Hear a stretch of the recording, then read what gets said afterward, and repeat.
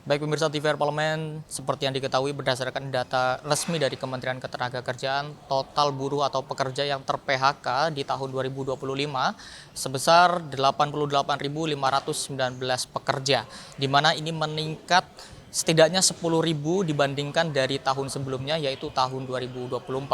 Dan di mana para PHK yang putus hubungan kerjanya ini rata-rata atau mayoritas sebagian besar dari industri tekstil, kemudian garment, kemudian pakaian jadi dan juga alas kaki. Lalu bagaimana nih untuk bisa membangkitkan gairah industri di tahun 2026? Langsung saja pemirsa, sudah bersama saya anggota Komisi 7 DPR RI dari fraksi PKB, Ibu Siti Mukaromah. Ibu menilainya apa nih yang menjadi penyebab beberapa sektor industri khususnya di tekstil ini bisa melemah di tahun 2025 kemarin?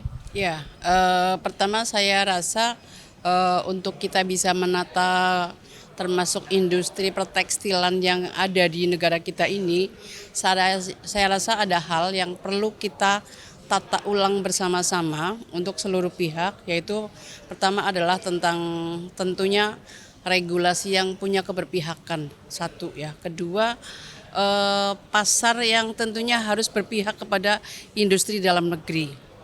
Saya rasa hari ini ketika pasar kita begitu dibanjiri oleh barang-barang dari impor, barang-barang dari luar yang ternyata pola pembendungannya masih perlu kita perbaiki dan kita evaluasi bersama-sama.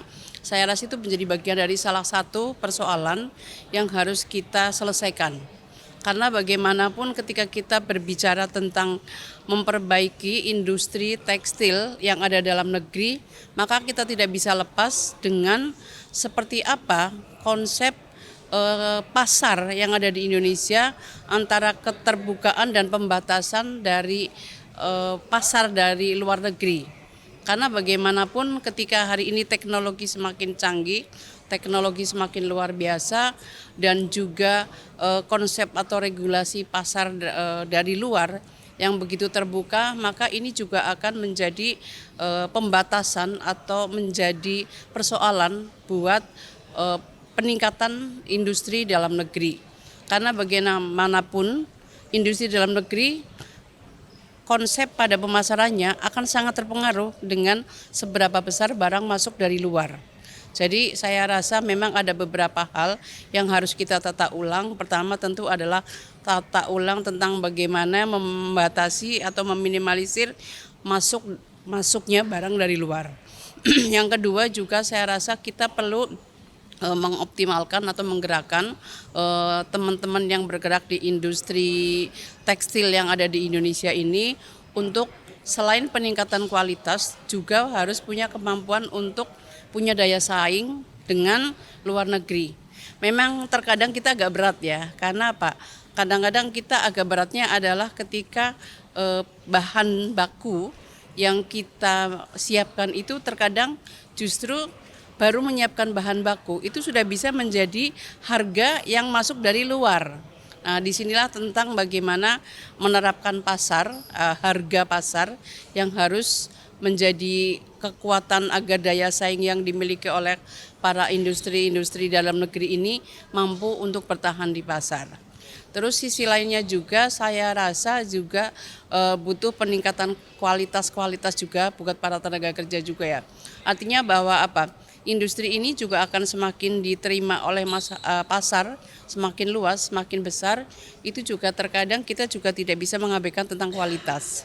Nah, maka kita berharap bahwa ke depan bangsa Indonesia dengan teman-teman yang bergerak di bidang industri tekstil atau industri apapun, memang salah satunya kualitas harus kita tingkatkan termasuk tenaga kerjanya. Dan ini menjadi bagian dari kekuatan yang saya rasa seharusnya bisa menjadikan kemandirian ekonomi buat bangsa Indonesia. Karena apa? Bangsa Indonesia yang begitu luas, kemudian warga masyarakatnya yang begitu besar, kemudian juga dengan kualitas atau kuantitas dari sumber daya yang kita miliki juga sangat luas.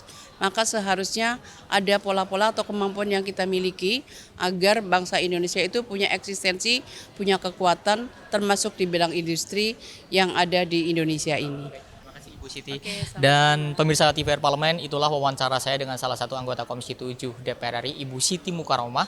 Tadi Ibu Siti menilai bahwa regulasi ataupun strategi untuk bisa menutup keran impor terkait dengan tekstil dari luar perlu kehati-hatian dan juga perlu memperhatikan bagaimana kesiapan dari tata kelola dari perindustrian kita ke depannya, supaya bagaimana industri kita di dalam negeri ke depannya bisa makin bergairah dan juga bisa tumbuh sebagai dukungan upaya dalam mendukung pertumbuhan ekonomi ke depannya. Pemirsa, sekian laporan saya Alfat Rizky, kembalikan ke studio.